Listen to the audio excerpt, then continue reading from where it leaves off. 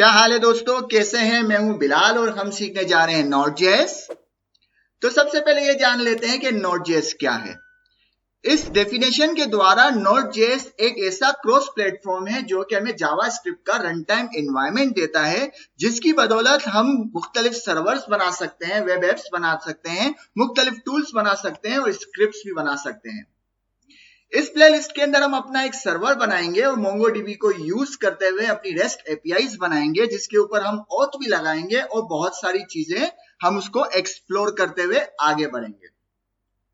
तो सबसे पहले हमें क्या करना पड़ेगा अपने प्रोजेक्ट के लिए या अपने सर्वर को लिखने के लिए? सबसे पहले हमें इंस्टॉल करना पड़ेगा अपना नोड.जेएस। नोड.जेएस को यहाँ से डाउनलोड करेंगे। एलटीएस का मतलब लॉन्ग टर्म सपोर्ट, तो आप यहाँ से डाउनलोड करेंगे। जैसे ही डाउनलोड करेंगे वो आपसे पूछेगा कि आपको ये कहाँ पे सेव करना है, आप उसको कोई लोकेशन दे दें।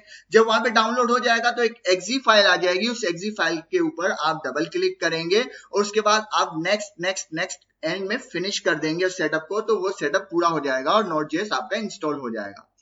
दूसरी चीज की हमें जरूरत पड़ेगी एक एडिटर की। तो यहाँ पे VS कोड है, वहां से यही सेम प्रोसेस है, डाउनलोड करेंगे। डाउनलोड के बाद वो आपको एक लोकेशन पूछेगा कि आपको इसका सेटअप कहाँ पे सेव करना है, आप उसे लोकेशन देंगे और डाउनलोड होने के बाद उसकी एक्जी फाइल को उस पॉइंट के ऊपर जाके डबल क्लिक करेंगे। उसके बाद वो कहेगा नेक्स्ट और उसके बाद फिनिश, और ये भी आपका इंस्टॉल हो जाएगा। जब ये दोनों चीजें इंस्टॉल हो जाएंगी तो हमें क्या करना है? सबसे पहले एक फोल्डर बनाना है। वो फोल्डर बिल्कुल ब्लैंक है और हम बिल्कुल स्क्रैच से सीखेंगे ताकि हमें बात पूरी समझ में आए। तो ये मैंने ब्लैंक फोल्डर बनाया है, नोड प्रोजेक्ट के नाम से, आपका जो मन करे उस नाम से बनाए। मैं आ जाता हूँ CMD के ऊपर, अपने CMD के ऊपर आने के बाद इसको बड़ा करते हैं। बड़ा करने के बाद क्लियर करते हैं और यहाँ पे सबसे पहले हम करेंगे npm को init। हम करते हैं npm init -y। ठीक है, इनिट कर दिया, इनिट हो चुका। अब इसको हम अपने VS कोड के ऊपर ओपन करते हैं, कोड डॉट और इंटर कर दूंगा, तो VS कोड के ऊपर खुल गया। ठीक है, इसको कट कर देते हैं, इसको भी कट कर देते हैं और यहाँ पे देखते हैं हमारा देखो आ चुका है package.json, यहाँ पे बन चुकी है। अब इसके अंदर कुछ जरूरी लाइब्रेरीज हमको इंस्टॉल करनी है, तो मैं इसको क्लियर करता हूँ, कहता हूँ npm इंस्टॉल करो एक्सप्रेस को सबसे पहले, उसके बाद इंस्टॉल करो .env को, उसके बाद इंस्टॉल करो mongoose को, और कुछ और भी लाइब्रेरीज है, हम जैसे जैसे मुझे याद आती जाएंगी वो हम इंस्टॉल करते जाएंगे। और इसके साथ साथ जैसे हम आगे बढ़ेंगे JWT टोकन आएगा तो उसको उसी वक्त हम इंस्टॉल करेंगे और इस तरह से कुछ और लाइब्रेरीज को भी हम एक्सप्लोर करते जाएंगे। फिलहाल मुझे इनकी जरूरत है, एक और चीज भी इंस्टॉल करनी है, वो मैं इसके बाद बताता हूँ। मैं एंटर करता हूँ, तब तक ये इंस्टॉल होती है हम इंतजार कर लेते हैं। ये भाई ये लाइब्रेरी इंस्टॉल हो चुकी है, इसको क्लियर करते हैं। इसके साथ साथ एक और लाइब्रेरी इंस्टॉल करना, मैं कहता हूँ npm इंस्टॉल करो -g, इसको ग्लोबली इंस्टॉल करना है, जिसका नाम है nodemon। इंस्टॉल कर देते हैं, ये भी जल्दी से हो जाएगी, छोटी सी लाइब्रेरी है। ठीक है, हो चुकी। अब इसको कर देते हैं क्लियर। क्लियर करने के बाद मैं आ जाता हूं अपने प्रोजेक्ट के ऊपर जो हमने VS कोड के ऊपर ओपन किया था। यहाँ पे देखो ये तमाम चीजें आ चुकी है। package.json में जाते हैं, यहाँ पे देखेंगे .env आ चुकी है, एक्सप्रेस आ चुकी है, mongoose आ चुकी है। अच्छी चीज हो गई। अब हम यहाँ पे कुछ फाइल्स को क्रिएट करते हैं। मुझे यहाँ पे एक फाइल चाहिए .env और इसके साथ एक और फाइल चाहिए index.js। इंटर। ठीक है, ये दो चीजें मेरे पास आ चुकी है, इसको यहां से हटाते हैं। अब इस index.js के ऊपर हम काम करते हैं। तो इसके टॉप लेवल के ऊपर सबसे पहले मुझे क्या करना है? सबसे पहले मुझे यहाँ पे लिखना है .env का कुछ कोड। मैं जाता हूँ इसकी डॉक्यूमेंटेशन में, जैसे जैसे हम लाइब्रेरीज को यूज करेंगे उनकी डॉक्यूमेंटेशन को भी जरा एक्सप्लोर करते जाएंगे। .env के अंदर आगे इसके अंदर जाते हैं, ये कहता है आपको इंस्टॉल करना है तो इस तरह से करें, जो कि हम कर चुके हैं। जरा सा स्क्रॉल डाउन करते हैं, ये कहते हैं कि भाई इस कोड को आप रिक्वायर करो, मतलब कि इस लाइब्रेरी को रिक्वायर करके कॉन्फ़िग को कॉल कर लो अपने टॉप लेवल के ऊपर, और फिर आप जो कुछ भी env के अंदर रखोगे, .env के अंदर रखोगे, तो उसको आप इस तरह से कर गेट भी कर सकते हो। ठीक है, इसको हम देख भी लेंगे करके। ठीक है, यहाँ पे ये देखो इसने गेट करके बताया हुआ भी है process.env के अंदर जो चीजें भी होगी, जो वैल्यूज होगी, उसको हम process.env, फिर उसका हम वेरिएबल का नाम दे देंगे तो हमारे पास वो वैल्यू गेट हो जाएगी। ठीक है, तो मैंने इसको क्या किया, यहाँ से ये वाला जो कोड है रिक्वायर का, मैंने इसको किया कॉपी करने के बाद इंडेक्स के सबसे टॉप लेवल पे इसको कर दिया पेस्ट।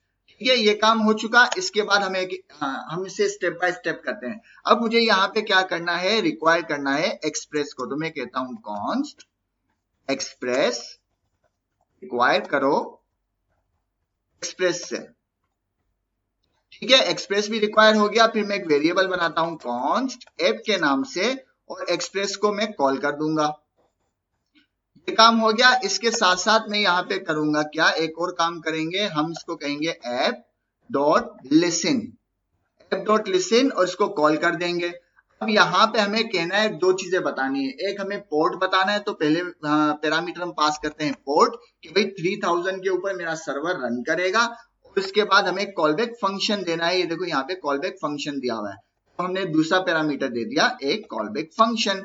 इस कॉलबैक फंक्शन के अंदर फिलहाल हम लिखते हैं कंसोल डॉट लॉग, और इसके अंदर हम लिख लेते हैं सर्वर इज रनिंग, ताकि हमें पता तो चले कि सर्वर रन हुआ या नहीं हुआ। मैं सेव करता हूं। सेव करने के बाद हम अपने सर्वर को चलाते हैं और देखते हैं हमें यहाँ पे सर्वर इज रनिंग मिलता है या नहीं, मतलब हमारा सर्वर स्टार्ट होता है या नहीं होता।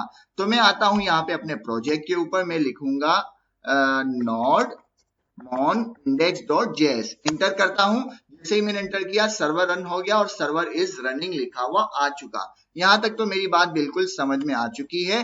अब हम क्या करते हैं, हम इस्तेमाल करते हैं अपने .env का। ये जो पोर्ट है ना, इस पोर्ट को मैं पब्लिक नहीं रखना चाहता, इसको मैं सीक्रेट में रखना चाहता हूं। तो मैं यहाँ पे आ जाता हूं, एक सीक्रेट बनाता हूं पोर्ट के नाम से, और जिसकी वैल्यू होगी 3000। आप चाहे कोई और पोर्ट भी लिख सकते हैं। मैंने यहाँ 3000 दे दिया, सेव कर दिया। ठीक है, सेव करने के बाद इस पोर्ट की वैल्यू को मुझे गेट करना है। वो गेट किस तरह से करेंगे, हमने डॉक्यूमेंटेशन में पढ़ा था कि अगर हमें env के अंदर जो भी वैल्यू है वो गेट करनी है तो हम कैसे करेंगे, हम कहेंगे process dot env dot port. मैं देखना चाहता हूं कि इस कंसोल के अंदर हमें पोर्ट मिलता है या नहीं। मैं सेव करता हूं। जैसे ही सेव किया मैंने, दोबारा से ये लोड हुआ और देखते हैं क्या हमें यहाँ पे कंसोल में मिला। ठीक है, हमें कंसोल में 3000 मिल गया। जब 3000 मिल गया तो मेरा काम हो गया। मैं यहाँ पे एक और वेरिएबल बनाता हूं कॉन्स्ट पोर्ट के नाम से, और मैं कहता हूं कि भाई ये जो वैल्यू है ना, इसके अंदर सेव कर दो, इसके अंदर स्टोर कर दो। इसकी अब मुझे जरूरत नहीं, इसे हटा देता हूं।